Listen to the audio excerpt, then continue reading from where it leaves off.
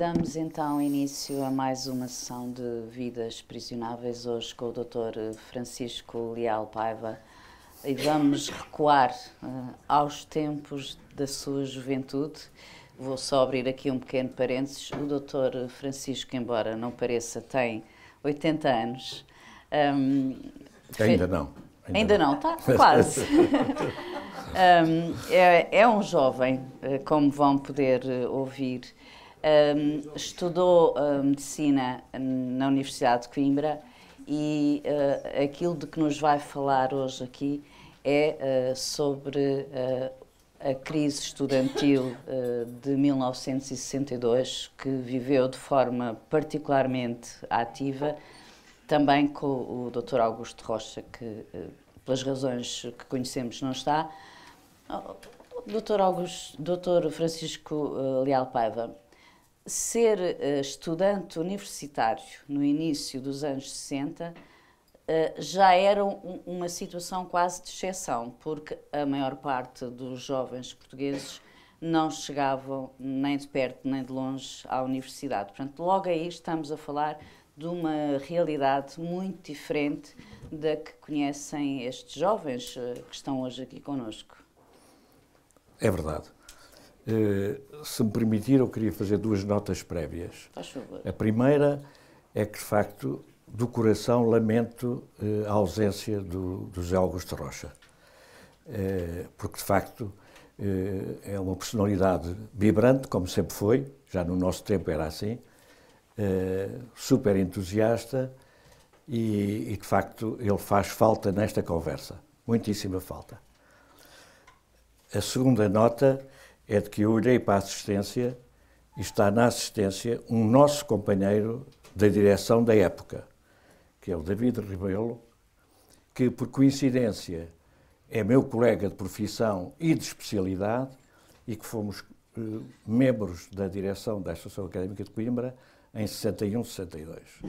Ele disse-me que, de facto, viria de Coimbra, onde habita, para estar aqui hoje, e eu acho que estou super contente de ele estar presente.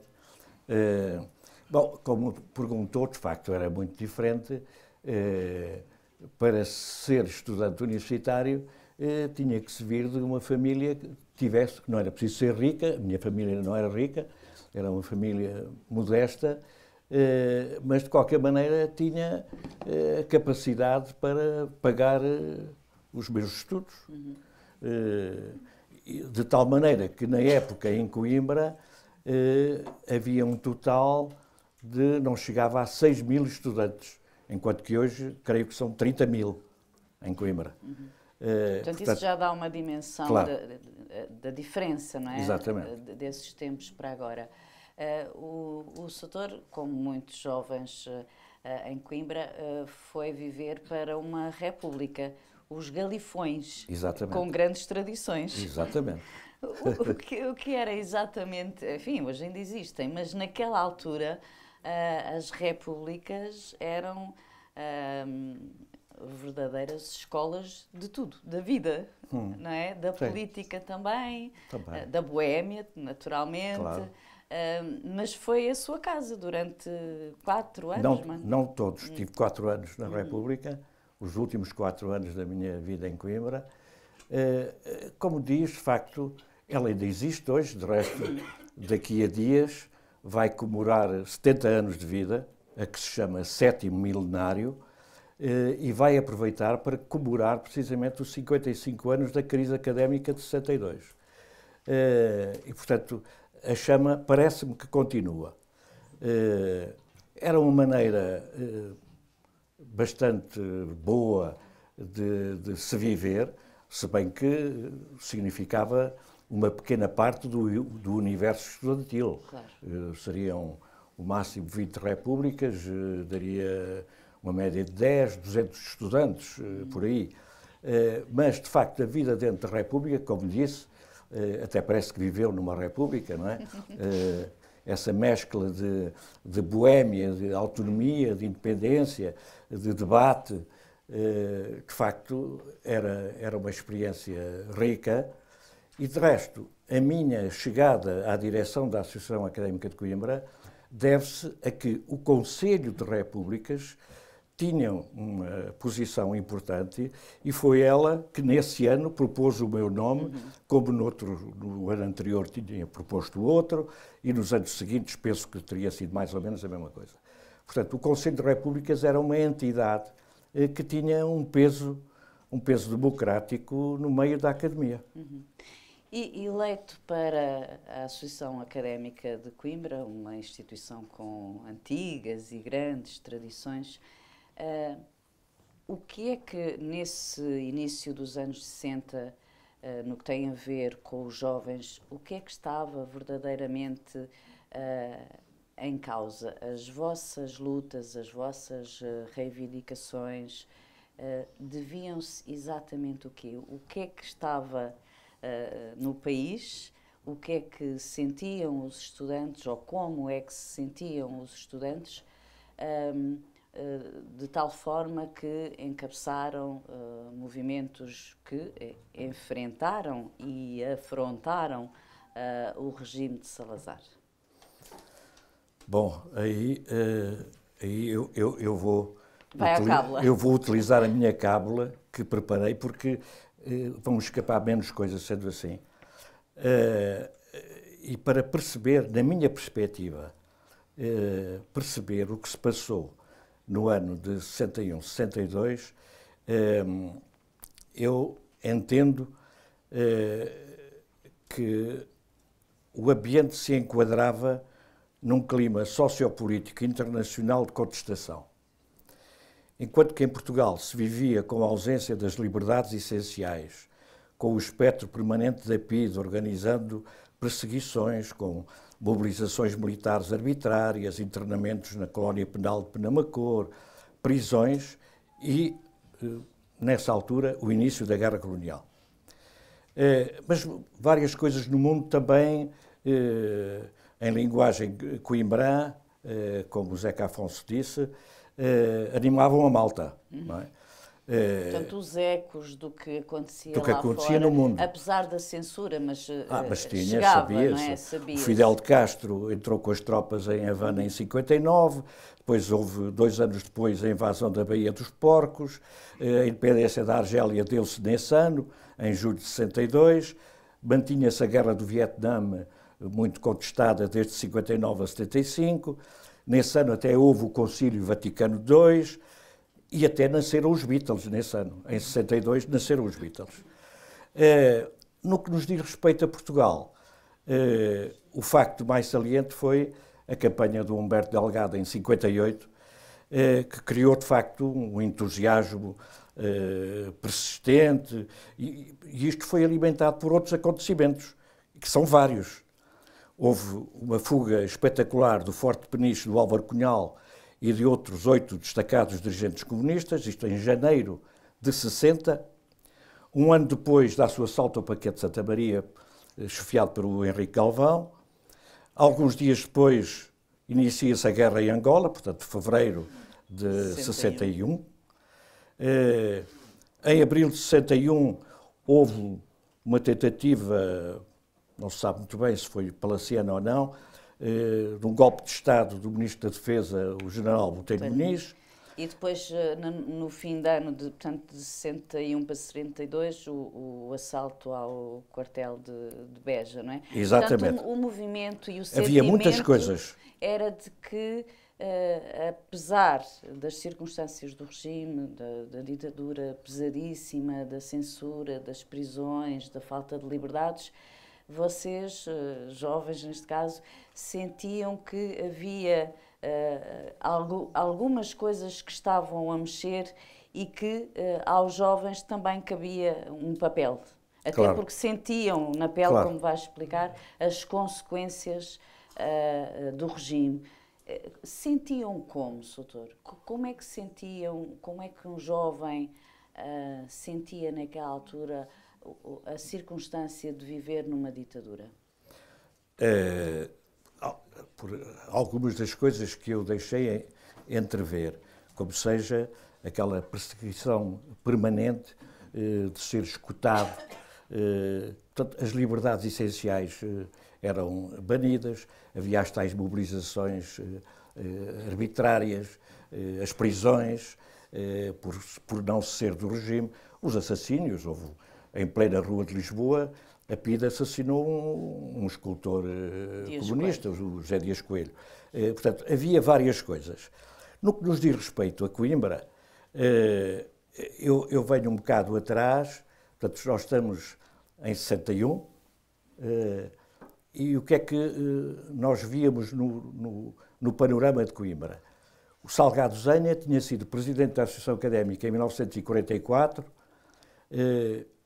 se bem que 4 meses depois foi demitido pelo governo porque ele se recusou a participar numa manifestação de apoio ao Salazar, e a partir dessa altura, de 44 até 1960, a Associação Académica de Coimbra esteve sempre na mão de direções afetas ao regime. E em 1960, também motivo por estes acontecimentos todos que pairavam no mundo e em Portugal, os estudantes, em eleições, conseguiram virar. A situação. Então o Carlos Candal ganhou as eleições em 1960. Portanto, 1960-61. E aí a vitalidade da atividade da Associação Académica foi explosiva. Mas, doutor, o que é que os estudantes reivindicavam? O que é que queriam? O que é que exigiam?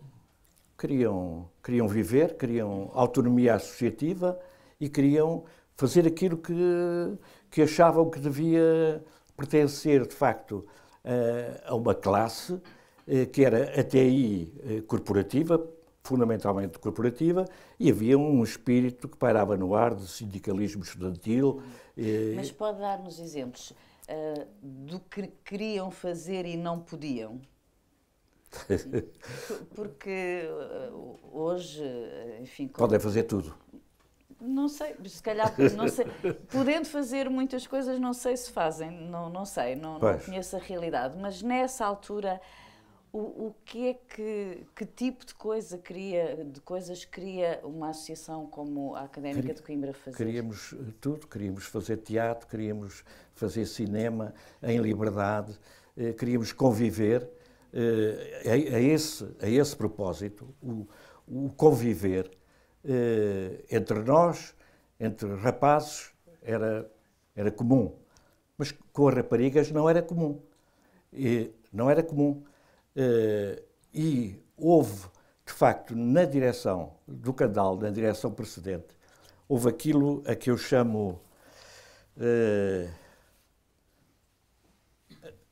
A Academia foi sacudida por um texto aparecido no nosso jornal, que era a Via Latina, que chamou Carta à Jovem Portuguesa. Que eu aconselho vivamente a que procurem no Google, conseguem encontrar. Escrito por um finalista de Medicina, Marinha de Campos.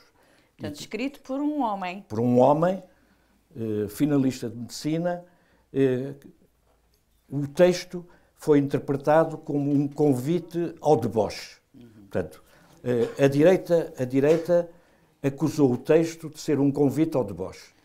E aquilo não era mais do que a perspectiva que se veio a realizar hoje de um convívio saudável entre rapazes e raparigas que não existia na altura. E, sobretudo, em Coimbra, que era um meio fechado. Em Lisboa já era ligeiramente diferente.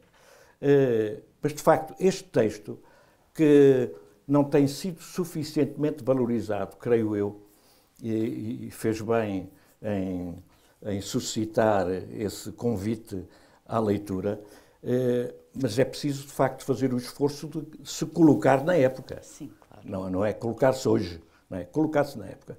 E, de facto, aí está uma atividade livre no jornal Via Latina, que era reprimido, de facto. De resto... Desculpe interromper. Como era reprimido um jornal de uma academia? Nós sabemos que nos jornais nacionais os artigos iam previamente à censura, Ali era a mesma coisa? Era. Ou era dentro da academia? Não, não, era submetida à Comissão de À Censura. Comissão de Censura Prévia, sim. De resto, esta carta à jovem portuguesa é interpretado como uma manobra da direita para entalar a direção vigente. Sim, sim, senhor. Deixamos passar esta carta, isto vai suscitar uma reação do Bispado de Coimbra, mais toda a classe conservadora, estudantil, inclusive também, obviamente, e de facto começaram a aparecer toda uma série de acusações, de panfletos afixados nas paredes das ruas, etc., de acusação de que, vá lá, o que é que eles querem? Querem libertinagem. Libertinagem. Não é? Portanto, isto, eu já disse várias coisas, os teatros, as artes plásticas, o jornal, o convívio. Eu tenho um episódio passado na República dos Galifões,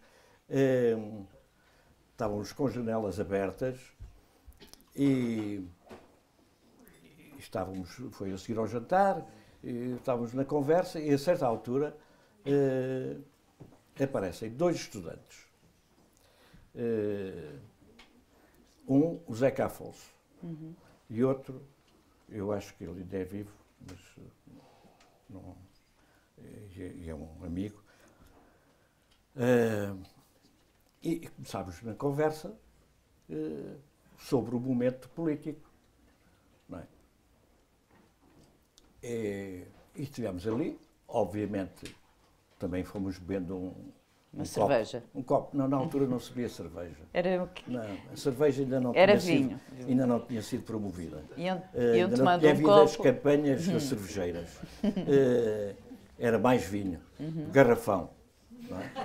Vinho de garrafão. De maneira que um ou dois copos. Pronto. E conversa trivial. Para hoje é uma conversa trivial. Pois, assim que saíram, imediatamente foram presos. Porque havia dois indivíduos, dois bufos, que estavam debaixo da janela, como era verão, a ouvir a conversa. A ouvir a conversa. E como a conversa, eles acharam que era terrivelmente perigosa, não é? Catrapus. Claro que eles berraram, nós saímos, havia mais outras repúblicas ali na vizinhança, berramos novamente, veio toda a gente e tal, e fomos acompanhar os dois indivíduos que foram levados para a Polícia de Segurança e a seguir para a PIDE de Coimbra. Portanto, isso era uma coisa que vocês sentiam, a presença dos bufos, dos informadores, e até a presença da PIDE, da polícia? Sentiam, claro, assim, um bocadinho sempre ali atrás? Claro que as conversas nos cafés, etc., eram sempre cautelosas. Não é? E, de facto, ali não imaginámos que, estando dentro de casa e tal, mas, de facto, não fomos suficientemente cautelosos. Quer dizer, porque, de facto, as janelas estavam abertas, nós estávamos num tom normal de conversa e isto aconteceu. Doutor Francisco, vamos acelerando um pouquinho para chegarmos ao acontecimento, aos acontecimentos em concreto que desencadearam a crise estudantil de 62. Sim, exatamente o que é que aconteceu?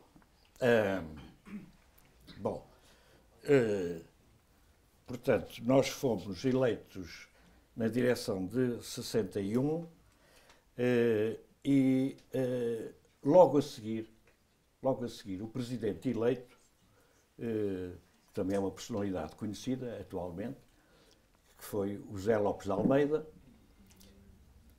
nem sequer chegou a tomar posse porque foi imediatamente mobilizado para a guerra colonial. Portanto, isto não é um procedimento normal. Portanto, a ideia que está a transmitir é que ele foi mobilizado para sair da liderança da Associação Académica, claro. Portanto, um castigo. Este aqui não vai fazer estragos, entre aspas, não é? Então, entre nós escolhemos um outro elemento que fazia parte da direção, que era o Jorge Aguiar, para ele ser o presidente. Vai daí? Exatamente a mesma coisa. Bom, e nós começámos a pensar, isto vão todos. Todos não iam, porque sempre havia, por exemplo, eu, que estava isento do serviço militar, e, portanto, era a pessoa, portanto, foi uma presidência estratégica. Não é? Vais para presidente porque eles assim não podem. Mas o senhor não era mobilizável? Só depois de médico. Mas eu, na altura, era estudante. Estudante de medicina, portanto, estava fora. Portanto, a minha situação militar, eu pagava a taxa militar, não é? Pagava-se 60 escudos por ano, não é?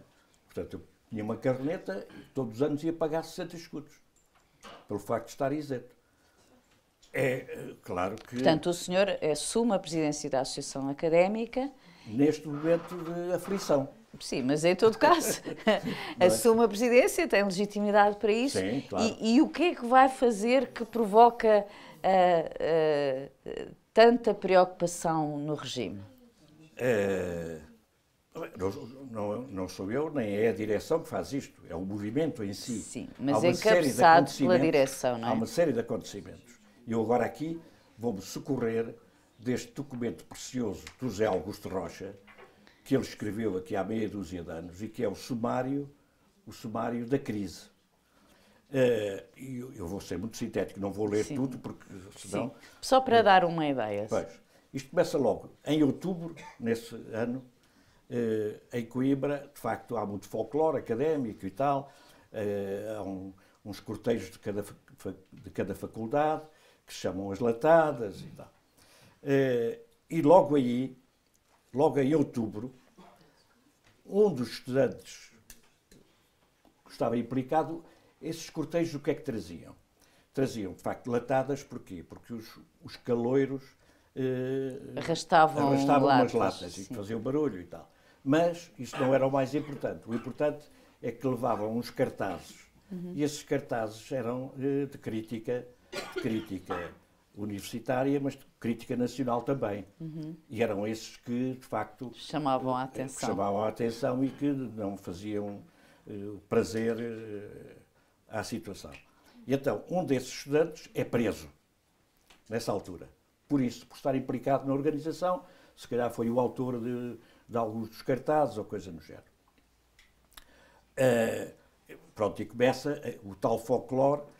O estudante da Faculdade de Letras, depois, pensando que ia ser preso, pede asilo à universidade, portanto, ao vice-reitor, que estava em exercício, pede asilo. O vice-reitor fala com o inspetor da PIDE, para ver se não era preso e tal, não sei o quê, mas o estudante acaba por ser preso e aí a Academia começa a reagir. Então, a Academia reunia-se num órgão máximo e nobre, que era a Assembleia Magna. E aí começa, de facto, as grandes lutas de discordância com o reitor, que era um reitor, obviamente, também de nomeação governamental, mas de um estilo diferente do reitor de Lisboa contemporâneo, que era o Marcelo Caetano. Não é? Que, inclusive, pediu admissão. Portanto, o de Coimbra era mais pró-regime, mais conservador, mais rígido, mais do que o Marcelo Caetano. Mais conservador. De maneira que, permanentemente, nos foi hostil, permanentemente. Era um ambiente de hostilidade em relação a tudo. Ele criticava o que a Via Latina escrevia, que nós não tomávamos uma posição moderada. E, portanto, de facto, foi uma personalidade que complicou a vida. Não é? Pronto, e as coisas foram andando. Depois, a seguir, houve a tomada da Bastilha. A tomada da Bastilha também é outra situação coimbrã que existe desde 1921, em que um grupo de estudantes assaltou o Clube dos Lentes, porque eles próprios se tinham apoderado da Associação Académica da época. Os professores, portanto, Lentes, professores, ocuparam a Associação Académica. E os estudantes, então, em 1921, fizeram um assalto e tomaram a Bastilha. A partir dessa altura, todos os anos, era uma data que veio a ser coincidente com outra, que é 25 de novembro. Por coincidência, não é? a partir de 1921 era 25 de novembro. Bom, e então, a propósito desse cortejo, dessas festas, a praxe em Coimbra tem os seus rituais e, portanto, a figura máxima da praxe coimbrã, e faço aqui um parênteses para dizer que, em relação a acontecimentos dos últimos anos, das praxes, eu considero que a praxe que eu vivi, e nunca fui um praxista, mas a praxe que eu vivi, eu considerei-a salutar e, portanto, isenta de coisas que a gente teve conhecimento, mas, portanto, uma entidade máxima da praxe era um dux veteranor, portanto, era um estudante mais velho e tal, que escrevia um decreto para anunciar o festejo. O que é que aconteceu? Porque o texto deste decreto continha umas alusões que foram consideradas desrespeitosas, o Dux Veteranorum, juntamente com mais 15 estudantes do Conselho de Veteranos, foram todos presos. Portanto, estamos em novembro. Em novembro de 61. De 61. Depois, quer dizer, nós, por isto tudo, tivemos uma entrevista com o reitor, claro, que mostrou discordância com tudo isto, classifica a Assembleia Magna de Tribunal do Povo e que as coisas deviam tomar outro rumo e aconselha o rompimento da colaboração ao nível nacional das associações académicas e por aí fora. Depois vem, em janeiro, as comemorações de uma coisa que foi o Decreto 40.900, que tinha sido um decreto... Esse é um célebre decreto, não é? É um célebre decreto 40.900. de 1956, que de facto era um ataque severo à autonomia das associações académicas e que era sempre relembrado e contestado e as lutas, muitas, passavam precisamente por esta Portanto, contestação. contra esse decreto. Portanto, mais uma vez se manifestou, o reitor, obviamente, sempre do lado oposto, como seria e tal. Já estamos no início de 62, em fevereiro há em Lisboa uma reunião a nível nacional, onde se cria o Secretariado Nacional Provisório dos Estudantes Portugueses, que era, portanto, lá está o tal viragem para o sindicalismo estudantil, um bocado copiando o que acontecia em França. Portanto, dar uma dimensão nacional àquilo que juntar, em vez de ficarem os de Coimbra, os de Lisboa, portanto, para ter mais força, mais peso, não é? Pois. E é aí que é decidido, então, fazer o tal primeiro Encontro Nacional de Estudantes das 3 academias, que se reuniu em Coimbra. Reuniu-se, mas a muito custo. Não, ele reuniu-se. Sim, mas foi difícil. Foi difícil, teve várias consequências, porque ele foi proibido pelo Ministro da Educação. Sim. E apesar de proibido, decidiu-se fazer o Encontro Nacional de Estudantes. Vocês, então, quando tomavam uma decisão desse género, ou seja, num regime repressivo, há uma iniciativa que é proibida e vocês decidem ir em frente, sabiam que corriam riscos e que as coisas podiam não correr muito bem? Sabíamos, sim, com certeza que iria haver qualquer coisa, não é? Eu, pessoalmente, não imaginei que ia acontecer o que aconteceu, mas que iria acontecer qualquer coisa, de certeza absoluta, porque senão não se justificava. Quer dizer, está proibido, então para que é que se proíbe? Isso tudo naquele regime. Tinha que ter consequências. Tem que haver qualquer coisa. Não é? Mas este encontro, efetivamente, o que é que ele, um bocado em resposta à sua pergunta inicial, o que é que queriam e tal, o que é que se tratou neste Encontro Nacional de Estudantes? Saúde da comunidade estudantil, cooperativas, transportes, bolsas de estudo, regulamentação das atividades circunscolares, alimentação, portanto, cantinas, etc., habitação, convívio, intercâmbio. Portanto, eram reivindicações só para a vida académica e estudantil. Uhum. Bom, portanto, as coisas estão complicadas, houve, de facto, uns episódios de interrupção da vinda dos estudantes de Lisboa para Coimbra e do Porto para Coimbra. O transporte foi difícil, não é? Foi difícil, foi a polícia barrava. E tal, houve prisões e tal. Depois, claro que o Ministério começou a fazer mais repressão, mais cortes. Soutor, quando o Ministério, por exemplo, proibiu este primeiro encontro nacional de estudantes, o texto da proibição dizia o quê, mais ou menos? Qual era o fundamento para a proibição? Eu penso que eles não tinham fundamento. Não, diziam que era proibido e pronto. Pois. Despacho do Ministro da Educação Nacional proibindo a religião, não é nada. Também, não. E aí nós reagimos, houve a Assembleia Magna, e lá está. A Assembleia Magna é que nos deu força para realizarmos. Não é? Porque nós escudávamos sempre nas decisões da Assembleia Magna para não ficar circunscrito aos sete elementos da direção. Não é? Portanto, o encontro realizou-se nessas circunstâncias. De 9 a 11 de março. Nós, a seguir ao encontro, pedimos uma entrevista com o Ministro da Educação Nacional, ele recusa, não nos recebe, não é?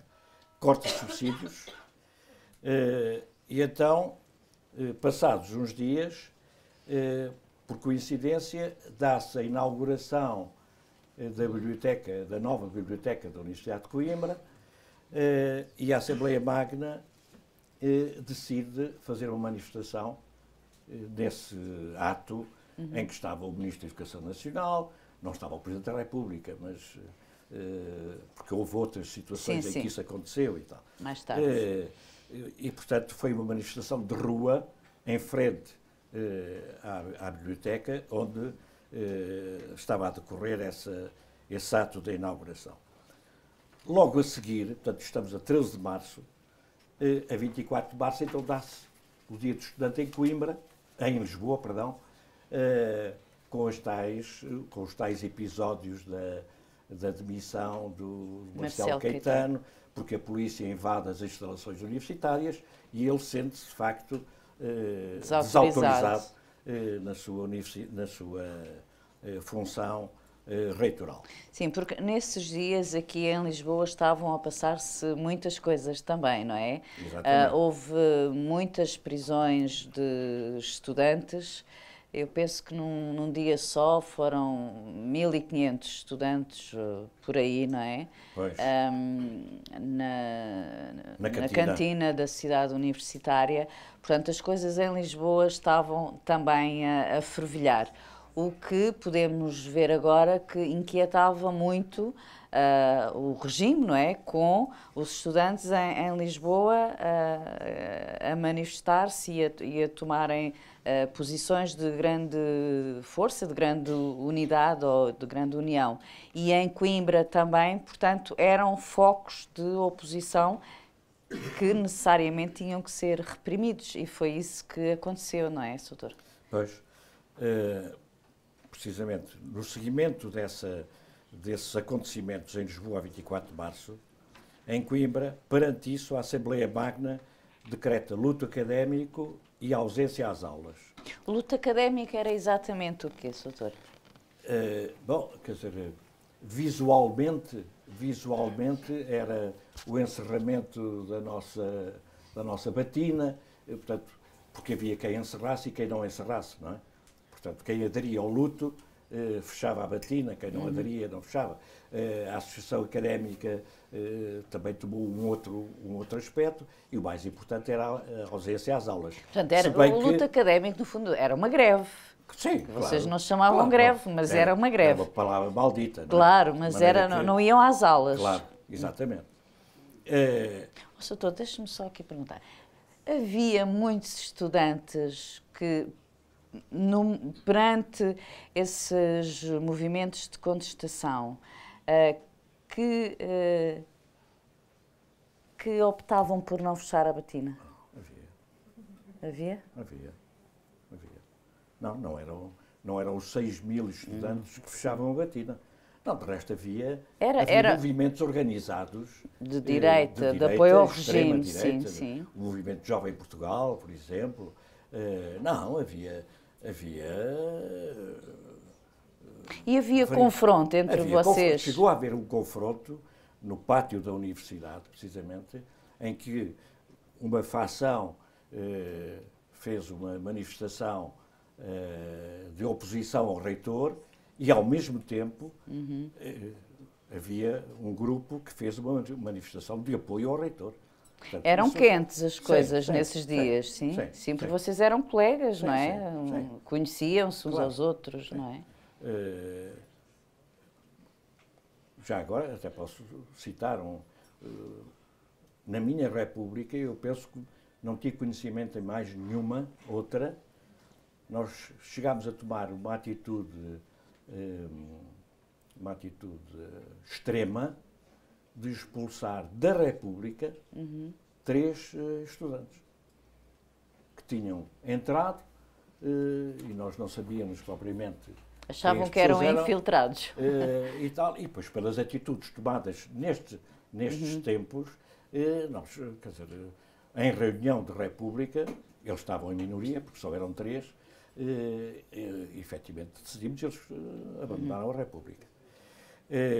Mas eu interrompi-o e aí... Não, ia dizer que estamos fins de março, em 9 de abril, o Senado Universitário inicia um processo disciplinar aos membros da direção e a outros estudantes.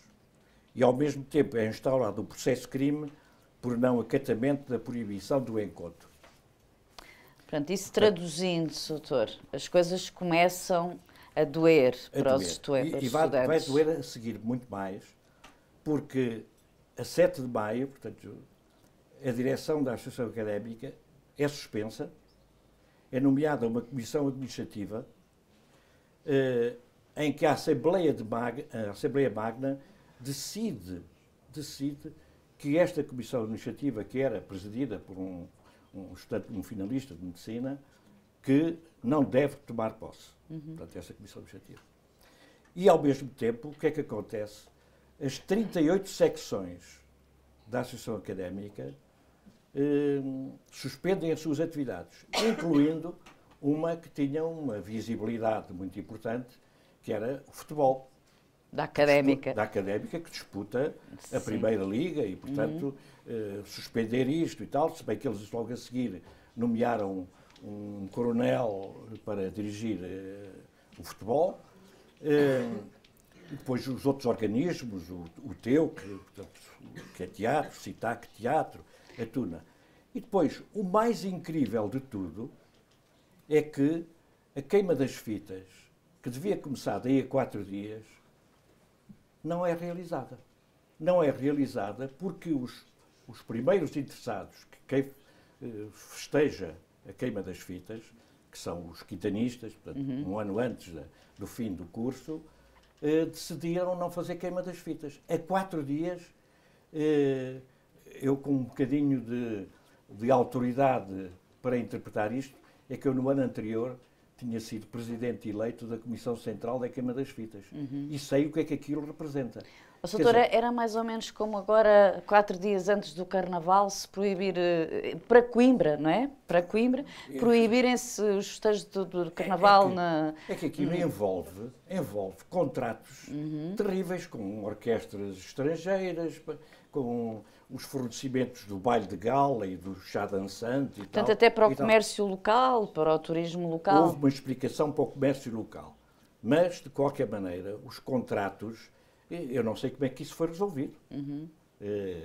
Mas sei que é uma audácia a 4 dias decidir não fazer queima das fitas. Portanto, em 1962 não houve queima das fitas em Coimbra, que é, juntamente com as festas da Rainha Santa, que é só de 2 em 2 anos, era, não sei se ainda é, Eram o acontecimento da cidade, os pontos altos da cidade, não é? Queima das fitas.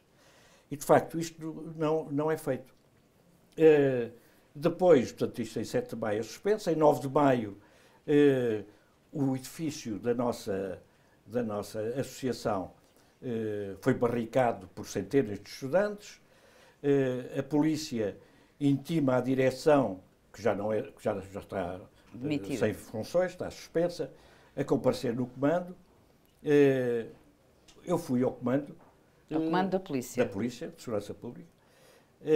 E lá o comandante, que é um nome sonante, ainda hoje, porque era irmão de uma pessoa que veio a ser ministra, que é o Veiga Simão, pediu-me as chaves. Eu disse, as chaves não tenho. Pediu-lhe as chaves da associação? Não, as chaves estão com o porteiro, não sou eu que tenho as chaves. Então. Bom, então, enquanto não aparecerem as chaves, você não sai daqui. Pá. Bom, eu fiquei lá à janela para passear o trânsito e Estava sozinho? Estava sozinho. E ficou assim quanto tempo? 2 ou 3 horas. Não, porque entretanto... Portanto, eles queriam a chave para simbolicamente tomarem a associação, não é? E então, aqui entrou em cena uma comissão de professores que veio interferir com esta situação. E portanto, só nessa altura, quando o problema foi mediado por esta comissão de professores, é que eles dispensaram as chaves e pronto, e me mandaram embora. Doutor, nesta altura houve uma série de escritores e intelectuais também em Coimbra que apoiaram, estavam do lado dos estudantes e isso era importante, não é? Era. Bom, mas isso eram sempre também sempre os mesmos. Sempre os mesmos, como sempre. Não é? Eu li em algum lado, não sei se confirma ou não, que os acontecimentos de Coimbra e de Lisboa também, o luto académico, foram notícia em jornais estrangeiros, jornais importantes, não é? Portanto, e esse era também um objetivo, quer dizer, não era um objetivo, mas era bom vocês sentirem que as vossas lutas estavam a ter eco lá fora, claro, por contraponto ao regime que não apreciava nada que nos jornais estrangeiros saíssem notícias deste género, não é? Sem dúvida. Eu até aproveitava, após isso, dos escritores e tal. Nessa altura, o Miguel Torga, no seu diário, escreve uma frase que eu acho interessante. O que torna esta época singular e perturbadora é que o homem pode ao mesmo tempo ir à Lua e ter um polícia dia e noite a guardar-lhe a porta. Está escrito no diário de Miguel Torga. Espantoso, sim. Não, eu creio... Bom, claro, isto termina, quer dizer, de uma maneira, não digo trágica, mas... de facto, dolorosa para nós. Não é? Sim, era isso que íamos falar há pouco, são as consequências, não é? Eu não sei, provavelmente aí também já vi uma lista imensa de nomes de estudantes, a maioria homens, mas também algumas mulheres, com punições que para um jovem são e foram muito severas. O Soutor, por exemplo, o que é que lhe aconteceu? Bem, eu, como ali, o meu colega está ali atrás, em igualdade de circunstâncias, e com o José Augusto Rocha e com outros, por isso, simplesmente, em plena época de exames, portanto, isto apareceu no dia 2 de julho... Portanto, final do ano letivo? Eu já tinha feito acabado 2 ou 3 cadeiras, sim. E no dia seguinte ia fazer uma prova oral. No dia 2 de julho, chega no correio um postaleco a dizer que, por decisão do Senado Universitário, tinha-me sido aplicada uma pena de 2 anos de exclusão de todas as escolas nacionais. 2 anos, escolas nacionais. Eu ainda me fui informar se podia fazer o magistério primário, porque eram 2 anos, precisamente, o curso de magistério primário. Não. Eu disse, está lá escrito, escolas nacionais. Portanto, teve que interromper a carreira académica por 2 anos. Na prática, 3 anos letivos, não é? 3 anos letivos. De resto, nós formámos-nos 3 anos depois dos nossos colegas de curso de então. Uhum. É? E impedido também de sair do país. Exatamente. Tentei sair do país legalmente, foi-me recusado imediatamente o passaporte. Estava na lista. Claro. E, portanto, como é que se recebe o tal postaleco desse de que falava? O que é que se sente numa circunstância dessas? Porque vocês eram jovens, não estavam a cometer crimes, não é? Claro. Estavam a lutar por liberdades. Enfim, o senhor já estava no 5º ano, não é? Sexto. No 6º. Portanto, à beira de poder terminar o curso de medicina, é assim um baque. Não ajuda nada a não se ser revoltado, não é? Teve efeito contrário. É. Era uma coisa curiosa, que o regime punia e raramente pensava no tal efeito contrário, não é? No agravar da revolta. Eu penso que era para servir de exemplo. Quer dizer, cuidadinho, porque Fiquem senão, se quietinhos. vocês acontece-vos isto ou pior. Sim, sim. Portanto, é difícil, mas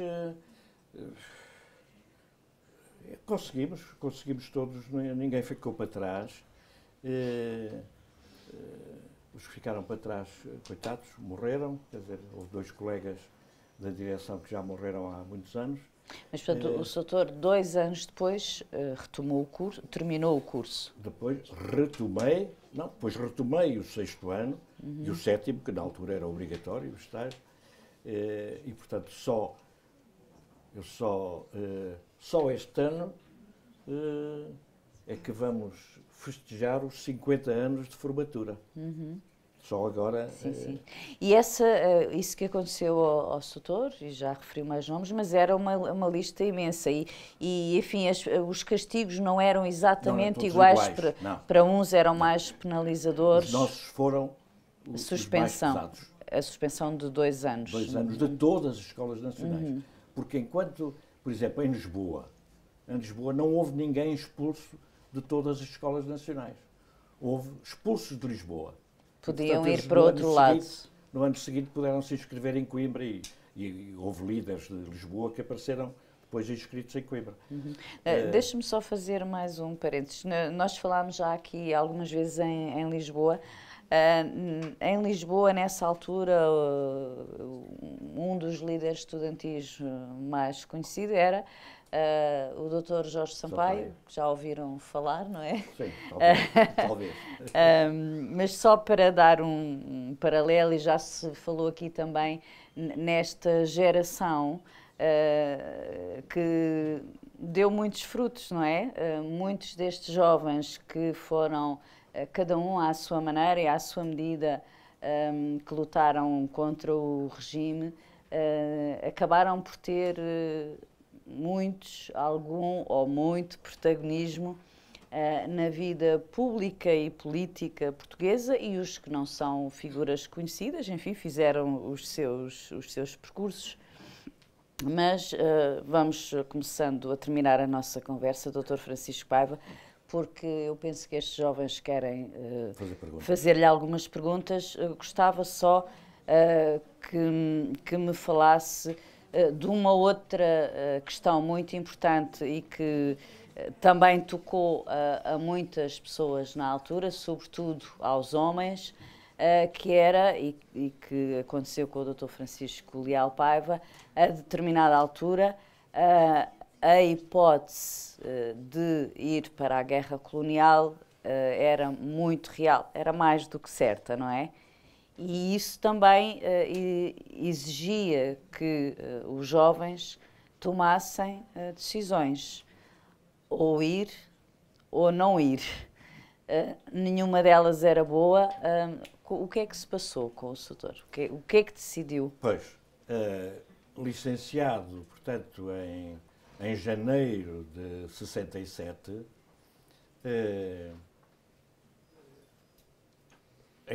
ainda fiz provas de admissão ao internato dos Hospitais Civis de Lisboa, mas, entretanto, numa posição de o que é que eu vou fazer, fico, vou-me embora, e, portanto, durante algum tempo ponderei e comecei a ver, bom, se eu fico, em breve vou ser mobilizado, vou para a guerra colonial. Portanto, vou-me embora. Portanto, o Soutor não admitia em qualquer circunstância ir para a guerra colonial. Exatamente. E, portanto, bom, já agora para compor o ramo de uma maneira mais significativa, neste espaço de tempo, casei, arranjei 2 filhos, pequeninos, pá, não é? E de maneira que, portanto, o que é que vai ser... E decidi e fui-me embora. Portanto, para a Suíça. Foi para o exílio, trabalhar, não é? Como jovem médico, fui aceite como jovem médico, a família veio mais tarde juntar-se a mim. O senhor foi para a Suíça, não foi? Para a Suíça, porque era um mercado fácil para os médicos. Mercado entre aspas. Porque havia várias hipóteses. De resto, eu devo dizer que quando saí de Lisboa, e saí, embora receosamente pela via normal, do aeroporto, em direção a Paris, mas ainda com a identificação de estudante, que tinha tido o cuidado de não modificar, e não havia informática na época, portanto, a PID do aeroporto era um bocado com lápis e papel, e pronto, era estudante, vai a Paris, pá, como era bom ir Passou. a Paris, tal.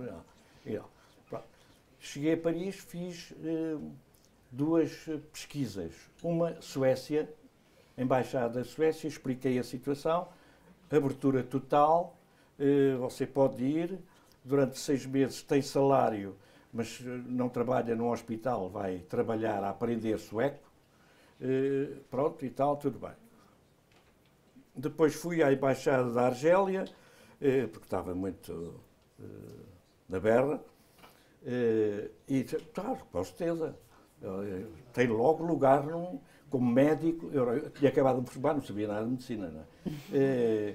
Tem lugar como médico, não sei onde e tal, não sei o quê, com casa e carro e tal, não sei quantos. Bom, eu depois comecei a refletir. Para a Suécia, nesta altura, aprender sueco, não estava assim muito virado para isso. A Argélia era, pronto, sim senhor, era aceito e foi super simpático.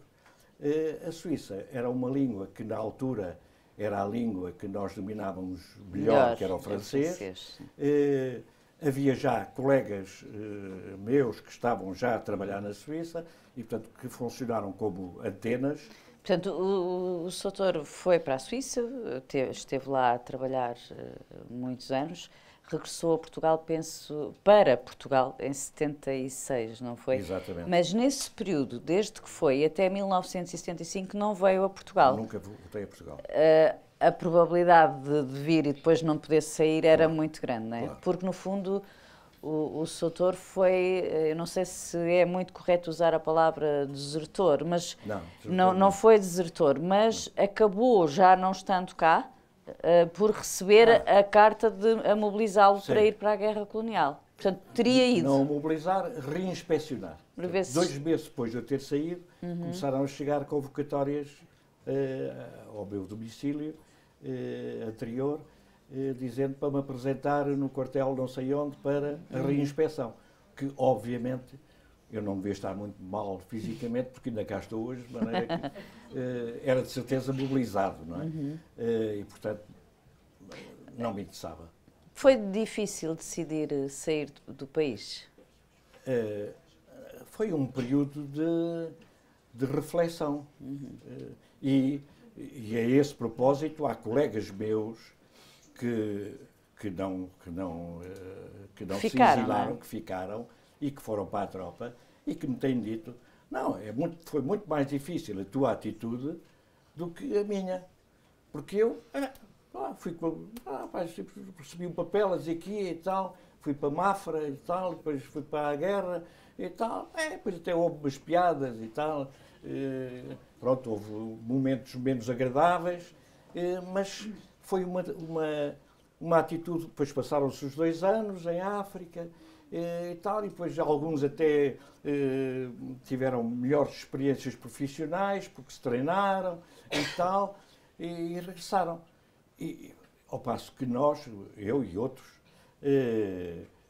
que de facto nos exilámos, efetivamente, até ao 25 de Abril, eu não voltei a Portugal. Essa ideia vinha do não... timidamente a Espanha, vinha timidamente a Espanha, mas nunca sabendo se em Espanha se podia acontecer alguma coisa. Tal. Doutor, essa ideia do não poder vir é uma ideia difícil? É. Porque foram ainda bastantes anos, não é?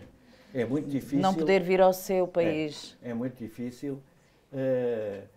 Bom, de resto, no dia 25 de Abril, eu venho almoçar a casa e a minha mulher diz-me: passa-se qualquer coisa em Portugal, porque a televisão não para de falar nisto e tal, a televisão suíça e tal, não sei o quê. Eu, de facto, nesse momento telefono para um colega meu aqui de Lisboa, para a casa dele, tentar saber O que é que se passava, porque a dúvida, bom, já é suficientemente conhecida agora, mas naquele dia, isto é quê? Isto é um golpe do Caúlza, ou era uma um coisa golpe de diferente, extrema-direita ou à esquerda? À esquerda, não se sabe o que é isto e tal. Enquanto não houve depois as comunicações, os comunicados da abolição da censura, a libertação dos presos políticos e tal, ficou-se muito na dúvida. Bom, eu tentei, de facto, liguei para casa e quem me responde foi a esposa, que por acaso era suíça, ele tinha estado na Suíça e casado com uma suíça, e diz: não, ele está de plantão no hospital, não pode sair e tal, não sei o que. Bom, fiquei assim um bocado sem saber. Só de facto à noite, então é que começaram a chegar as outras notícias e de facto vim passar férias nesse verão vim passar férias a Portugal. Porque senão a perspectiva também não era muito agradável, porque eu não podia acabar na Suíça, não é? Por razões suíças, não é? Porque teria que me naturalizar suíço, para se naturalizar suíço é preciso estar lá 12 anos, depois tinha que fazer o exame final da medicina lá. Portanto, as coisas era complicar-se-iam. Enquanto se trabalhava no hospital, tudo bem e tal. De maneira que eu disse: bem, o que é que vai acontecer? Qualquer dia tenho que procurar outro poiso, não é? O poiso que surgia na altura voltava a surgir a Argélia e aparecia o Brasil como uma escapatória. Não foi necessário, Não felizmente. foi necessário porque, felizmente, apareceu o 25 de Abril. Apareceu não, aconteceu. Aconteceu. Doutor Francisco Leal Paiva, muito obrigada.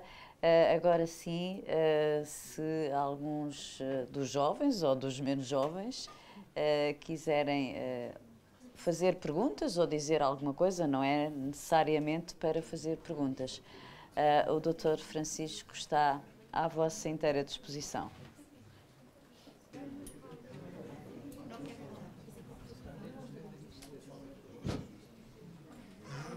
Só vou acrescentar um aspecto, porque ressaltou um pouco que inconscientemente ou conscientemente afrontámos, pusemos a jeito para levar estes castigos todos. Mas não foi bem assim, porque nós, pelas demarches que houve ainda antes da proibição do Encontro Nacional de Estudantes, houve umas demarches que fundamentavam uma defesa em que poderíamos dizer que estávamos a acreditar que o encontro tinha sido autorizado. Porque, e de tal maneira que, pelo processo disciplinar da Universidade, fomos expulsos e condenados, mas por um processo de desobediência cívica, fomos julgados no tribunal e no tribunal fomos absolvidos. Sim, mas sabiam que estava aqui meio escudado. Sim. Eles podiam dizer que tinham proibido e que veio a proibição, mas nós atuámos na convicção de que a ideia de enviar uma proibição tinha sido cancelada por vários passos. Um deles é por o Diário da Manhã, ter dito no dia do encontro, foi autorizado o encontro. Uhum. O Diário da Manhã, que era um órgão oficial do regime. Do governo. Portanto, esse é um aspecto. Portanto, havia assim um bocado. E, na verdade, há toda uma série de pessoas, de estudantes que são expulsos, uns mais, outros menos. Uns por assaltarem a torre para pôr uma capa e bater uma capa na torre, outro por os organismos académicos, por várias coisas. Que também o Sousa Fernandes também estavas na lista, ou não? Não. Não. Ah, é o teu cunhado. Mas pronto, eram na verdade vários, não é? Muito obrigada. Eu só quero... Estou? Estou? Está-se a ouvir? Está. Eu só quero dizer uma coisa, devido a esta assistência que está aqui. Estamos aqui a ouvir uma coisa, e com estes senhores já desta idade, vocês julgam que isto é o Dom Afonso Henriques, ou uma malta assim antiga? Não, isto é uma malta que está a falar de uma vida em que tinham entre 15 e 25 anos de idade, que é a vossa. Percebam bem o que era isto. Hã? Fascismo, ditadura, guerra colonial e tal, e são jovens que têm a coragem de ir para a frente, prisões, torturas, exílios, mortes, e conseguem virar esta porcaria. Este é que é o exemplo destas conversas importantes. E não estamos a puxar por heroísmos, não é isso. Foram muitos milhares nesta luta. Evidentemente com conflitos incríveis com quem? Com a família. Epá, a família, não te metas nisto, era o que faltava, para não sei o quê. Ainda por cima, como há bocado foi explicado, a maioria desses estudantes eram estudantes em que havia uma certa força económica das famílias, porque senão não se podia estudar. Ou seja, imaginem agora, famílias com dinheiro, com propriedade e tal, a ver os filhos a fazer uma coisa horrível, não é? Contra o poder, não é, que estava económico. Outras dificuldades. Isto é importante perceberem como é que a dada altura é necessário fazer uma mobilização na nossa idade, jovens, adolescentes, a experimentar a liberdade, a experimentar isso tudo, e que às vezes é preciso tomar uma posição. É preciso tomar uma posição. Porque vocês estão a preparar o futuro, como nós fizemos. Mal ou bem, a gente tentou. E conseguimos, pelo menos, arrebentar com aquela porcaria, que se chamava-se fascismo e que anda aí em toda a parte do mundo outra vez a renascer. É só isto que eu tenho a dizer. Obrigado. Obrigada, doutor.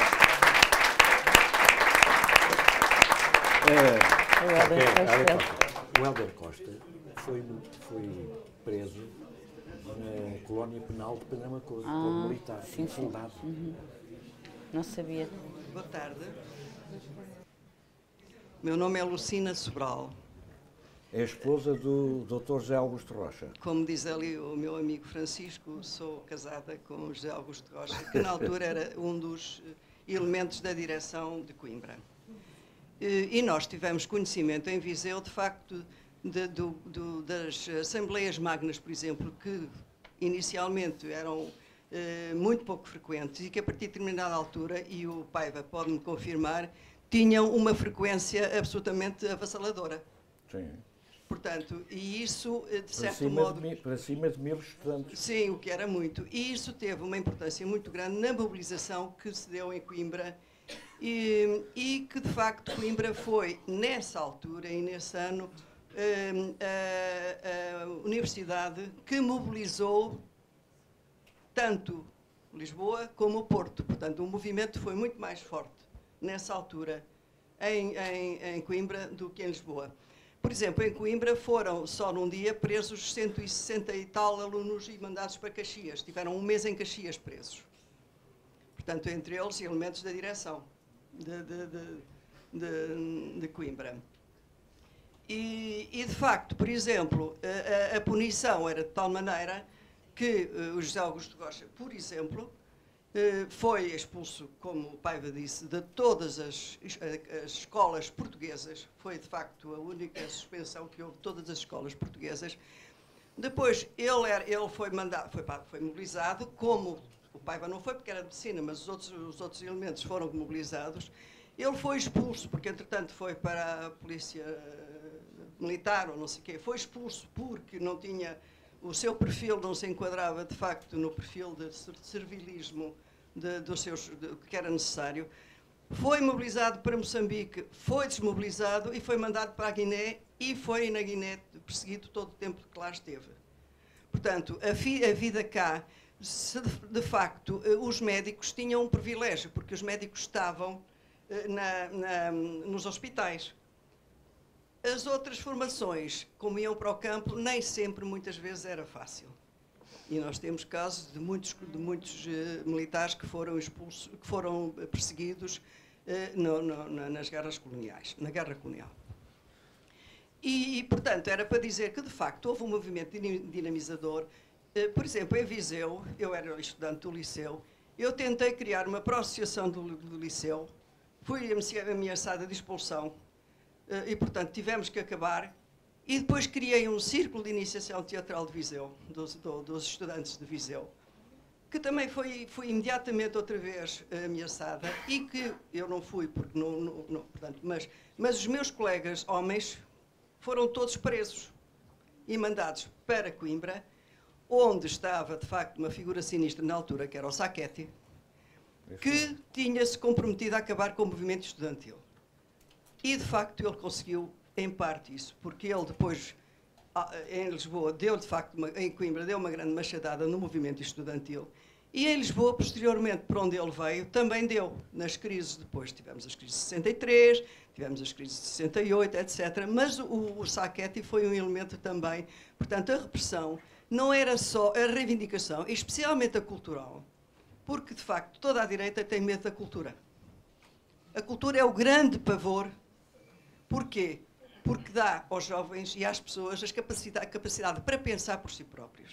E eu penso que o importante a tirarmos de toda esta conversa aqui é que vocês, jovens, têm que pensar por vocês. Mas pensar mesmo. E pensar não é fácil. Portanto, o apelo que eu faço é que pensem, que vejam, de facto, a história é fundamental para o conhecimento, e vocês aprendam com isso e transformem este mundo o mais rapidamente possível. Muito obrigada, Alcine.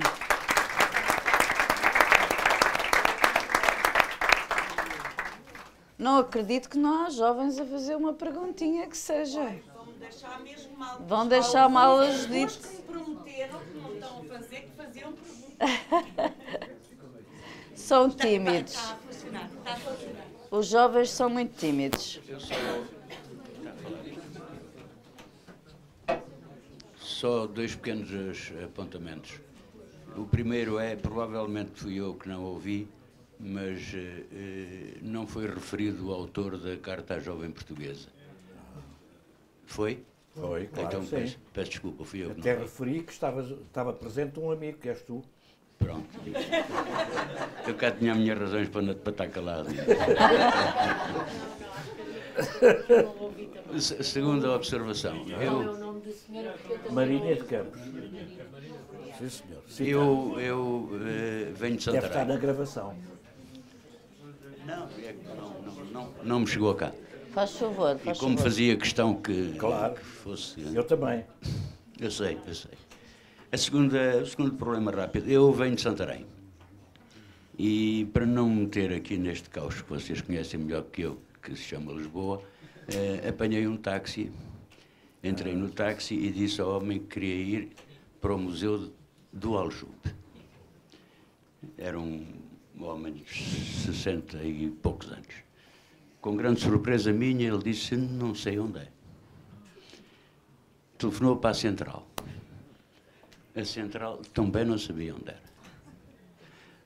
Um colega que passava ao lado dele perguntou-lhe, não sabia onde era.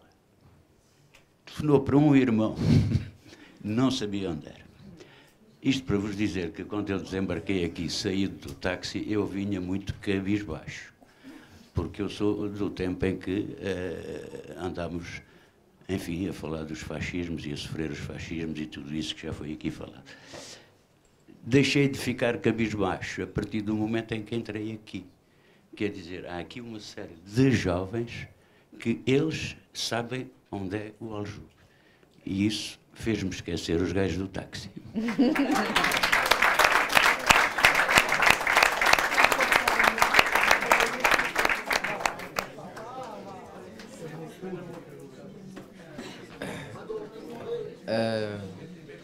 Boa tarde. Sou o Ruben e queria perguntar se algum dos senhores aqui presentes esteve mesmo preso e como é que fez para sair. Como é que foi a experiência? Como foi a experiência?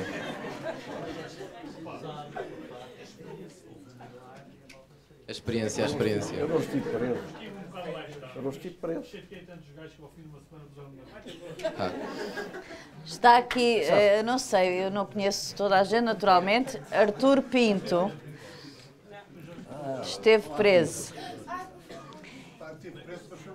Mas esteve preso. Eu não sei se o jovem perguntava em relação aos estudantes deste movimento 62 ou em geral? Dos presentes. Artur Pinto, que tanto quanto sei, mas provavelmente mais. Olá, boa tarde. Artur Pinto. Eu também sou da crise de 62 enfim, fruto da minha participação na crise e na luta estudantil que se seguiu, que se iniciou em 61, 62 e que se seguiu por mais uns anos, acabei por ser preso juntamente com mais uma série de colegas em 1965. E preso exatamente por participar na luta estudantil e por ser, na altura, também dirigente estudantil na Faculdade de Direito de Lisboa. E, portanto, fui preso, estive aqui no Aljube, primeiro estive lá embaixo, não sei se vocês já viram, naquelas celas individuais que são os curros, estive aí cerca de 2 meses, mais ou menos, não chegou bem 2 meses, foram 50 e poucos dias. Depois estive em interrogatórios na PIDE durante uma semana, chamada tortura do sono, chamada, e que é mesmo tortura do sono. Depois voltei para o Aljube e daqui fui para Caxias. E depois de Caxias saí por uma razão muito simples, porque fui julgado em agosto de 65, houve o julgamento de todos nós, estávamos presos, éramos cerca de 30, incluindo mais ou menos uma dezena de raparigas, 20 rapazes e 10 raparigas, mais ou menos.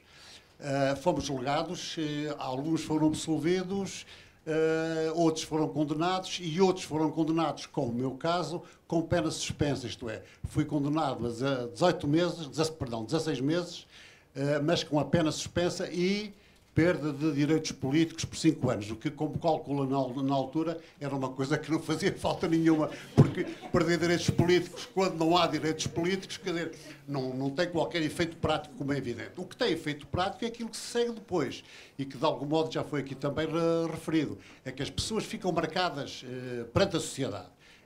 Na altura era obrigatório o registro criminal para uma série de coisas, para a maior parte das coisas, era obrigatório o registro criminal e o meu registro criminal constava lá que eu tinha sido preso por atentado contra a ordem e a segurança do Estado, não sei o que dizer. Portanto, eu não podia, sempre que me exigissem para emprego, sempre que exigissem o certificado de registro criminal, é evidentemente que eu não podia arranjar emprego. E isto também é uma outra forma de perseguição que o fascismo tinha. Não era só a perseguição, digamos, direta, policial, a vigilância, a prisão, era depois também estas consequências perante a sociedade. As pessoas ficavam marcadas com, digamos, com um carimbo, ficavam marcadas, este que está aqui é dos maus. E, portanto, ficava-se marcado para o resto da vida. Felizmente, o 25 de Abril, e, portanto, isto deixou de constar no registro criminal. Portanto, assim, muito rapidamente, só para responder ali àquele jovem, muito rapidamente, a história da minha prisão é esta. 1965, Aljube, Curros, PIDE, etc., julgamento, e depois saí, portanto, em agosto desse ano. Muito obrigada, Artur.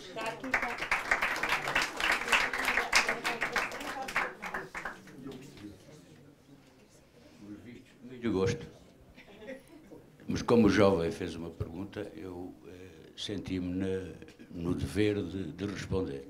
Senão eu dava-te nas orelhas. Eu também fui preso. Fui preso no mato em Angola, fui para a Casa de Reclusão de Luanda e depois fui transferido para Trafaria. Ao fim de 3, 4 meses, soltaram-me, sem mais nada, mandaram-me reintegrar. Fui preso naturalmente pela tropa portuguesa, entendamos-nos. Não fui preso pelos nacionalistas angolanos.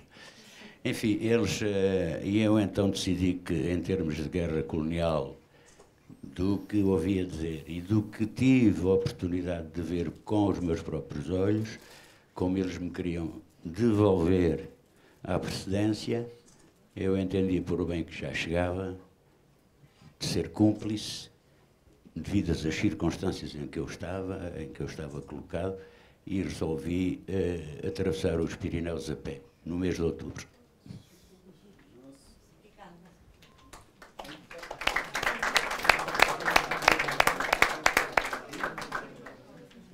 Boa tarde, meu nome é Daniela. Queria pedir, se fosse possível, que contasse como é que foi o episódio de captura, o que sentiu e a sua experiência pessoal. Se pudesse dar alguns pormenores para nós tentarmos ter assim uma ideia do que é ser preso e estar sob aquela pressão. Referiu também a tortura do sono. Acho que seria bastante interessante contar a experiência, porque nós não temos assim uma ideia assim clara do que seria. Por alguém que já passou por isso, seria mais fácil de dar uma ideia, se fosse possível. Não sei. Estamos a fugir um bocadinho. Pois, eu pedi ao Artur que respondesse de forma, enfim, a história é longa, mas de forma breve, para depois passarmos ao... A prisão foi de madrugada, claro que nunca ninguém está à espera de ser preso, enfim, no modo geral, portanto, a surpresa foi grande. De madrugada, não, 7 e tal da manhã, 7 da manhã por aí, enfim, mas estava em casa, estava a dormir. Diga? Sim, bateram à porta, a minha mãe abriu a porta e disseram Polícia Internacional. É uma coisa interessante, a PIDE nunca dizia que era a PIDE, dizia sempre que era a Polícia Internacional. Porque o nome é Polícia Internacional, era Polícia Internacional e a Defesa do Estado. Então identificavam-se sempre como Polícia Internacional, mostravam o crachá ou o cartão, enfim, pronto. Normalmente o crachá, porque o cartão identificava mais a pessoa. Pronto, entraram por aí dentro, revistaram a casa e levaram-me preso, chamaram um táxi e levaram-me preso para a sede da PIDE e ali fizeram uma identificação e depois vim para aqui. Portanto, vamos lá ver, a sensação que se tem, a primeira sensação é de algum espanto. Pronto, porque não se está à espera e de repente é-se preso pela PIDE, que era, na altura, a pior coisa que podia suceder, era ser-se preso pela PIDE, não é? E fiquei assustado, como é evidente. Mas, sobretudo, fiquei mais assustado nos dias a seguir, porque não consegui perceber, porque não era possível, eu estava isolado aqui nos escuros, portanto, sem qualquer contacto, seja fosse com quem fosse, não tinha nada comigo, não tinha o cinto, não tinha nada, não tinha relógio, não tinha nada, não tinha os óculos. Bom, e, portanto, a pior sensação foi a da incógnita, ou seja, porquê é que eu estou preso? Porque isto é, alguém disse alguma coisa a meu respeito. Alguém disse alguma coisa a meu respeito. E a outra questão era esta, será que foi preso mais alguém? E se foi preso mais alguém, quem é que foi preso? A resposta a estas perguntas, eu só consigo responder-lhes cabalmente durante os interrogatórios na PIDE. Porque aí eles disseram, você está a dizer que não, mas você conhece fulano, e Beltrano, e Ciclano, também estão cá presos, e o Joaquim, e o Manel, e o Alberto. Agora, durante o tempo todo que estive nos cursos, eu vivi, como todos aqueles que estavam nos cursos, como é evidente, na total incógnita sobre aquilo que se teria de facto passado. E isto, juntamente com a solidão, é difícil imaginar, e eu refiro sempre isto, porque é difícil imaginar estar numa cela de 2 metros por 1, sem luz do dia, e estar ali dias e semanas seguidos sem nada para fazer. Nada. E há que ocupar a cabeça. Há que fazer alguma coisa para passar o tempo, o que é um drama verdadeiramente terrível, posso-vos garantir. Estar ali, e houve pessoas Eu estive lá quase 2 meses, mas atenção, houve pessoas que foram presas, combatentes antifascistas foram presos, que chegaram a estar 6 meses, meio ano isolados nos curros. Eu nem chegou a 2 meses. Não é? Foi mal, muito mal. Exatamente por esta terrível sensação de não saber o que se passa, não ter qualquer informação e a profunda solidão que se tem naquele local sem resposta para nada. Bom, nós, não sei se alguém tem alguma pergunta para o Dr. Francisco Paiva, Leal Paiva. O Dr. Francisco tem um compromisso fora daqui dentro de pouco tempo. Portanto, eu queria agradecer a todos a vossa presença.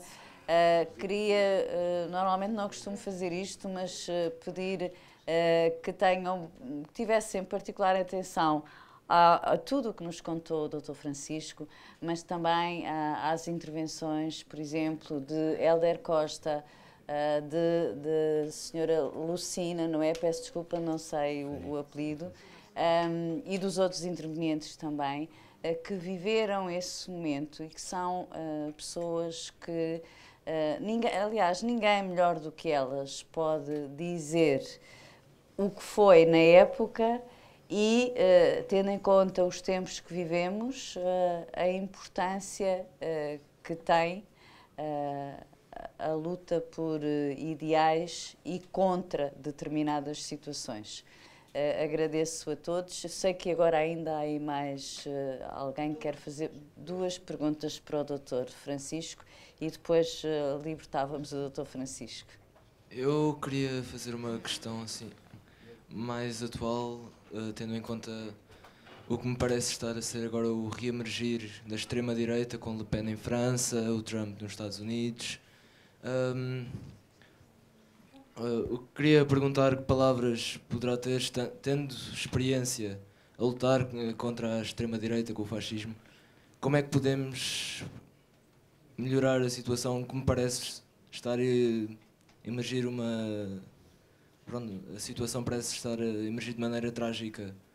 E nós, como jovens, como você também o foi, e como todos os outros também o foram, a lutar contra isso, como é que, palavras que tenha para nos dizer para melhorarmos a luta contra situações deste género? Posso fazer já a segunda e depois responder às 2? Ou Pode ser, Dr. Francisco? Esta não vou responder. Não vai responder. Não quer responder. Não, Boa tarde. Gostava de perguntar que você que viveu durante a época do 25 de Abril, o que sentiu no dia a seguir ao 25 de Abril quando acordou? A essa respondo. A essa é fácil de responder, é que me senti extremamente bem, aliviado e com o futuro à minha frente.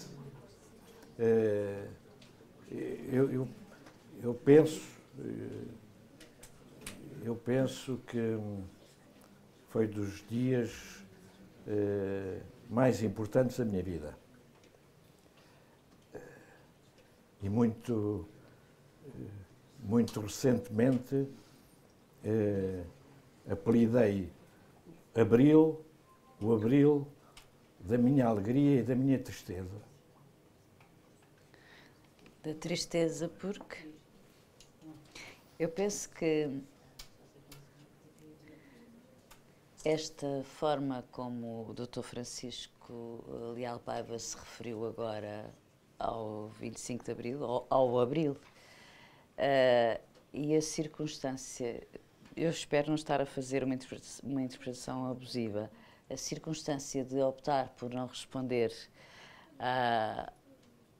ao jovem que fez a pergunta antes, tem alguma relação? Não tem nenhuma relação. Não, Em relação à pergunta do jovem, eu não sou a pessoa talvez mais indicada para responder a isso. De resto, a essa pergunta, já o Hélder Costa tinha antecipado a resposta na sua intervenção. Quer dizer, eu penso que não há fórmulas mágicas, não há receitas para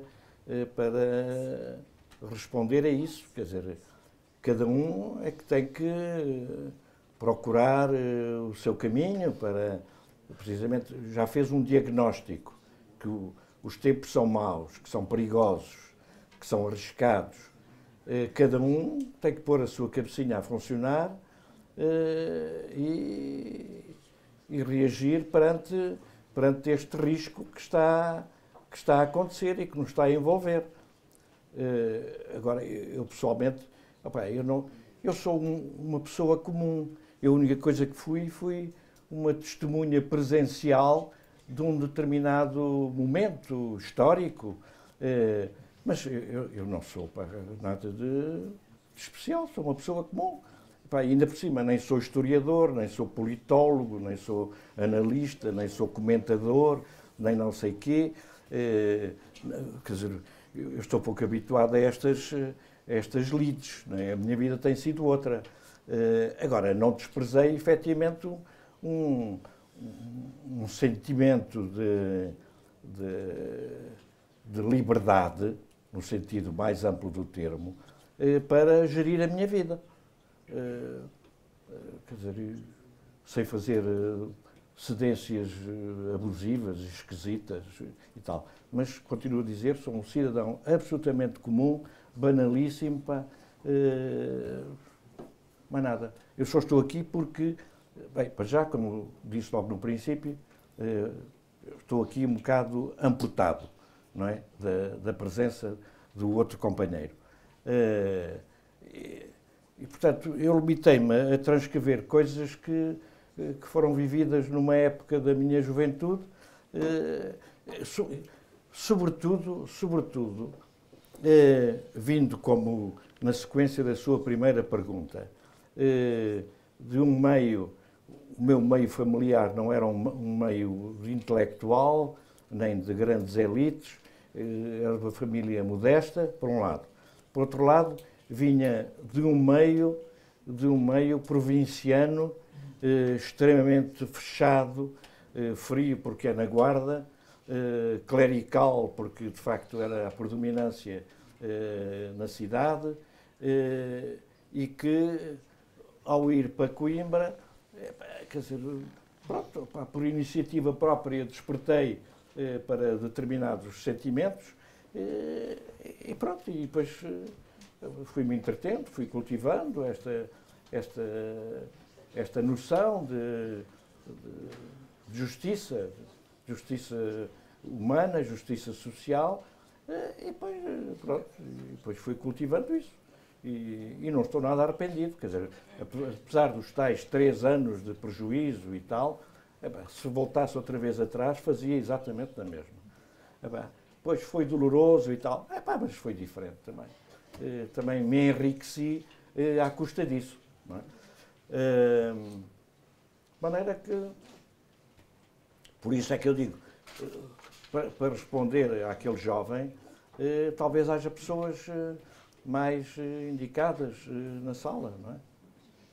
É só por isso, eu não tive nenhuma razão especial. Não compreendi exatamente a expressão que manifestou quando falou de Abril. É muito pessoal. É pessoal, pronto, não tinha compreendido. Pois. Sendo assim, agradeço a presença a todos. Judite, tem mais alguém? É o Hélder. Vamos encerrar então com Hélder Costa. Eu só posso dizer uma coisa que foi da nossa época para hoje.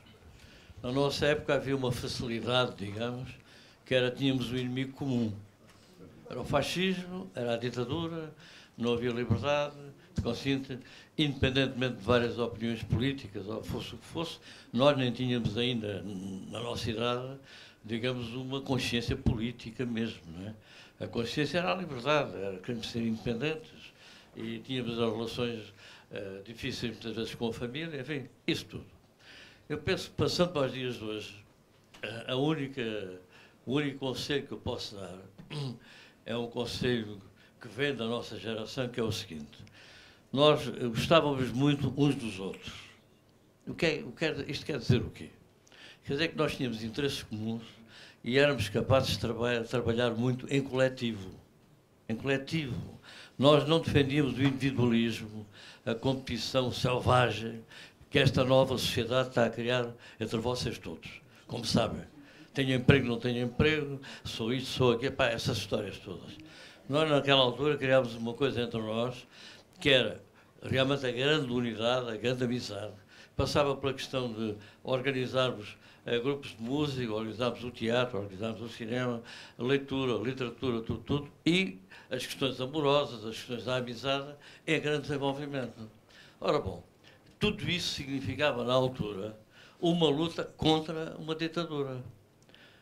Eu acho que hoje é absolutamente igual, pensando que hoje isto é uma democracia aberta, quando é evidente que não é. Vocês sabem muito bem que uma democracia é que os direitos para a saúde, para a habitação, para a educação, são absolutamente díspares e injustos para uma quantidade de massas da população, também não é uma verdadeira democracia. O que quer dizer que essa luta da unidade, da amizade entre vocês todos, de eliminar conflitos estúpidos, né? Os bullying, essas agressões que se passam nas escolas, essa coisa absolutamente inacreditável, essa é a luta. E por aí vocês ficam mais livres e capazes de perceber onde é que está o inimigo principal, que é alguém que anda a gozar com a vossa vida, a não vos dar as oportunidades que vocês merecem. Só.